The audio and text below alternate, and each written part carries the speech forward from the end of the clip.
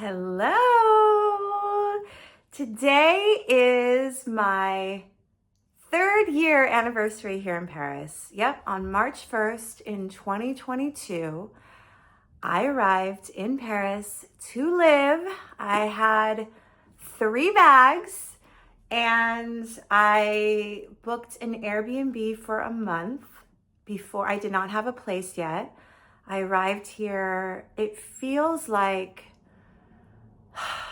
a million years ago. It really feels like a million years ago, because don't forget as if you know this history, but I moved to LA from New York.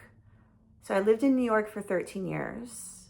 I was born in Los Angeles and I stayed up until I was 30 years old, moved to New York, lived there for 13 years, moved back to LA, which was a big deal because I did not want to move back to LA, but I felt this soul's calling, I guess you can say, to move back to LA because I couldn't think of another place in the United States. I really honestly felt like there was a lot of soul work or inner child work that I needed to do, because I just had such an aversion, and because I'm somebody that follows my fear.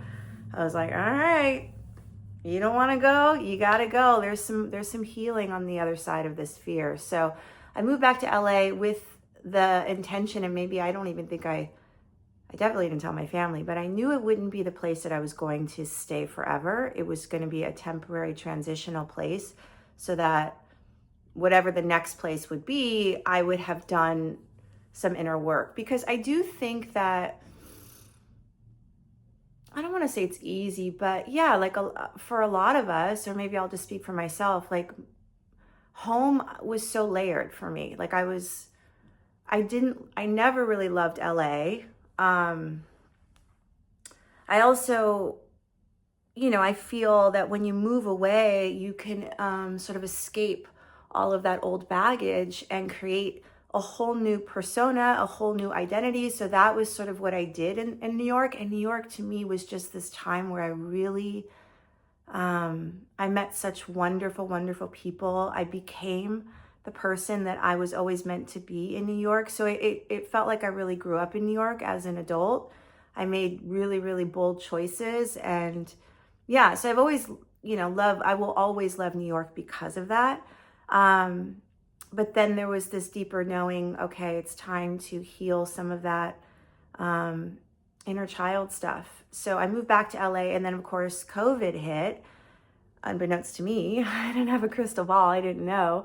But it allowed me to do that deep work, because what else were we doing? We were all in quarantine. So because of all of that inner work, and because I really took the time to go in, I was able to make this big, bold choice and really leap again and move to Paris and pick up my life. And so I guess what I'm trying to get at is, when I came here, I had already made this big, huge move. And then 3 years later, I moved to Paris, and now it's 3 years in. And I'm like, I know what you're thinking. Like, where next, No, I feel like 3 is a real powerful number because it's very symbolic. It's mind, body, soul. It's past, present, future. Like there's something about 3 that it feels like a completion in some way, although we never fully complete, but it does feel like, okay, the 3 years that I've been here, what have I learned? What have I gained? I mean, just there's so much that I can't even try to explain in a little video, other than I'm such a different person than I was when I came here. I think with all the moves, especially this one in particular, I thought probably that, I'll come to Paris, I'll have this new life. I've already done all this inner work. I'll come here and I'll meet, I don't know, someone and fall in love. I mean, it's the most romantic, city in the world and all of these things. And so what have I learned? Well, you take you wherever you go, right? No matter where you go, there you are. And it was beautiful, and it is beautiful because in a lot of ways it just accentuated the discord where here I'm in this incredible, amazing, vibrant city that makes me feel so alive. And I really do connect to Paris on such a soul deep level. It is an artist's city. Like, it really has an artist's pulse, you know, the way the French revere art and culture, and the way they take their time with everything, and the way they revere food and fashion, and you know what I mean? Like, it's just, it really is such a special, special place. However, when you let go of that, you are still left with, okay, this is who I am, and it's not enough that I've changed my external, you know?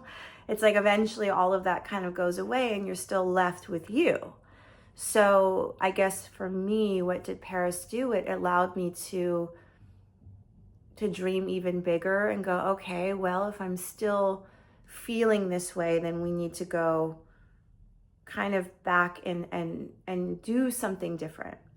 And the doing is not, again, outside of myself, it's within, right? Because I'm very aware that we are creating our reality. And if I'm still experiencing the same feeling around this reality, then it's something within, you know? And what I've learned, because I was just watching an old video from a year ago, and there's just some common themes that I'm understanding on a deeper level. And one in particular is this idea of aloneness, where that's always been a trigger. As much as I am super independent, and that's very much an aspect of my identity, you know, like for instance, when COVID hit and we were forced to like stay inside and do nothing, I kind of loved it. I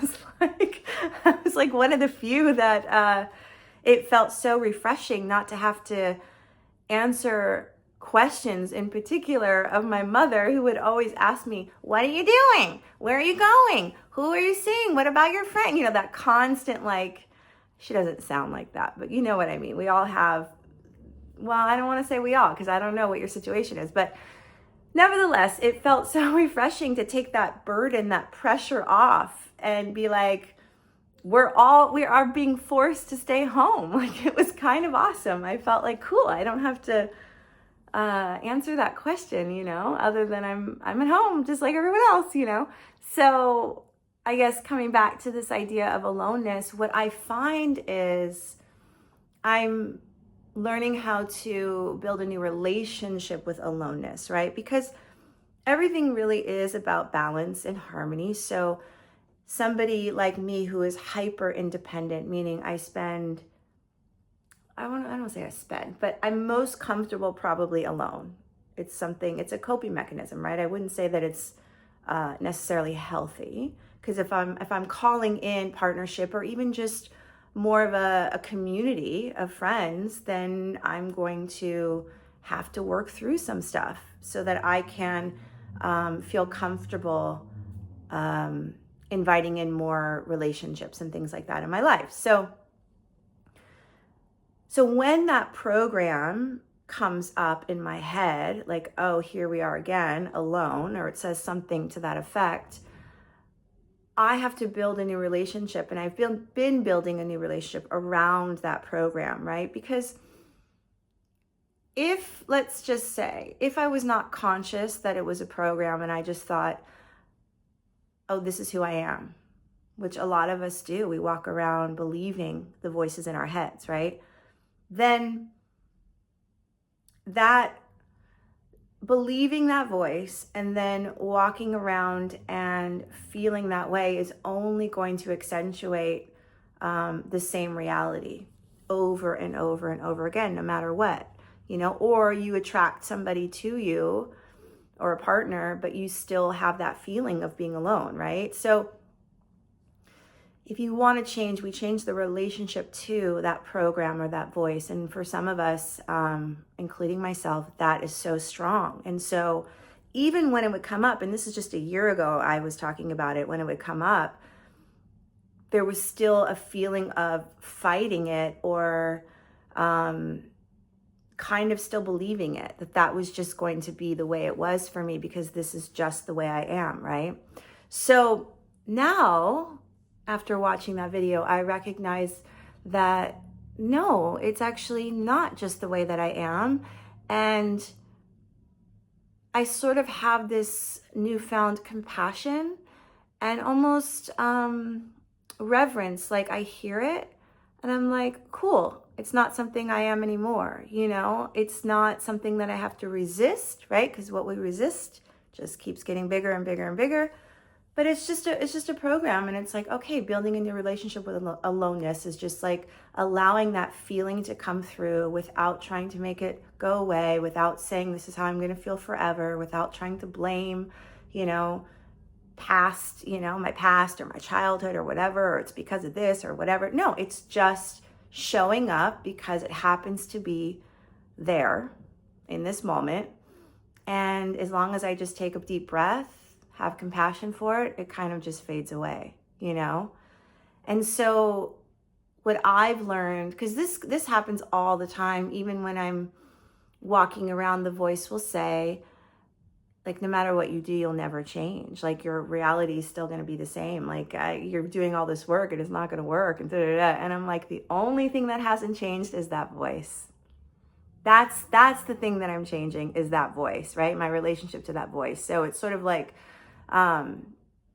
always understanding that it's the part of you that is kind of working against you, but not feeling like you're against that voice. Does that make sense? Maybe that didn't come out as clear as I'm hearing it. I don't know.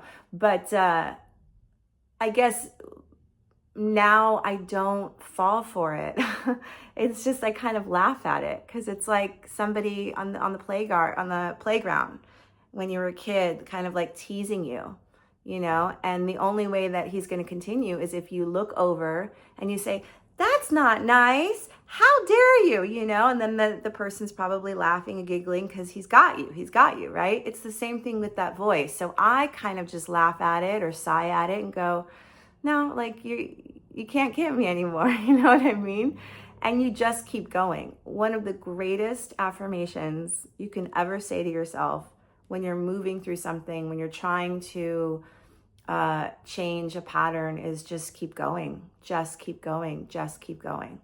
And you keep going and you keep going and you keep going. And that's all you do. That's all you do.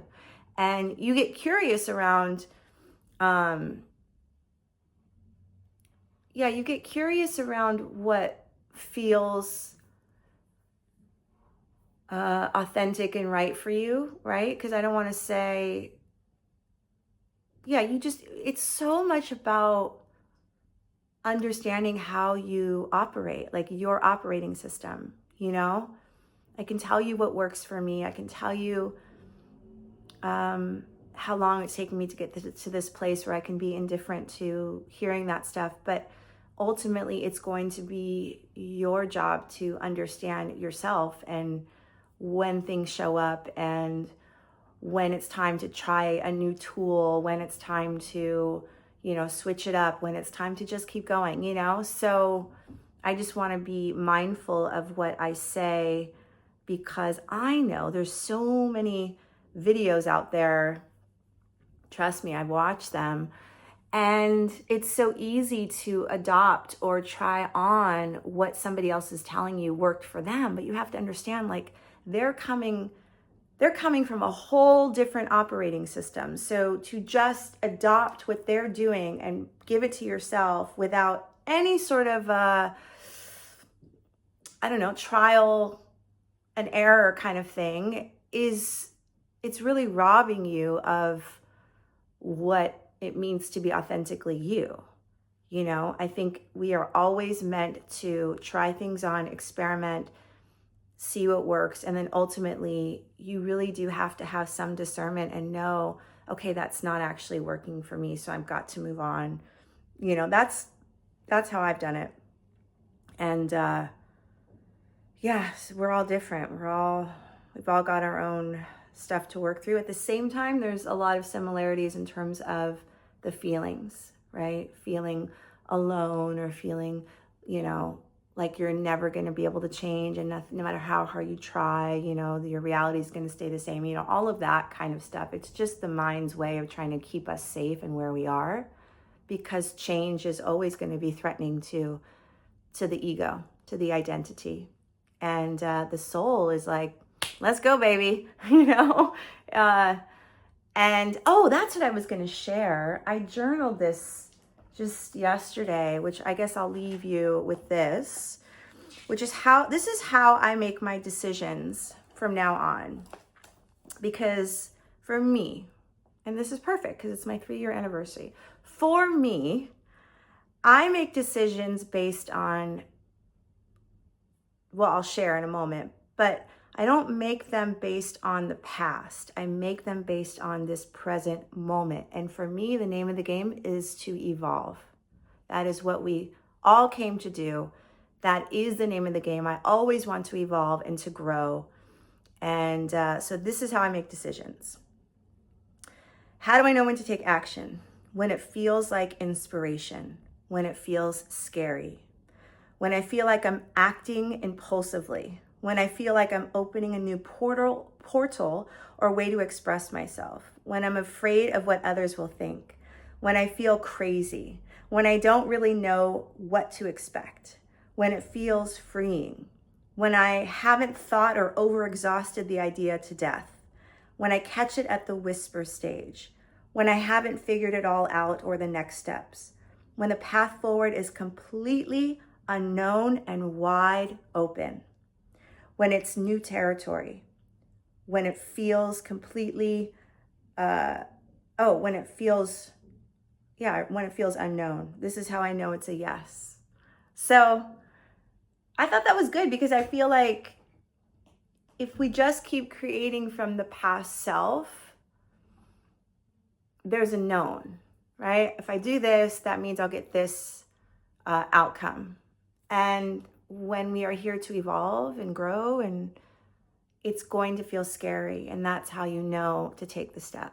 So with that, I'm going to end my 3-year Paris anniversary on that note, and just say thank you so much for listening, and let me know your feedback in the comments below. Sending you all so much love.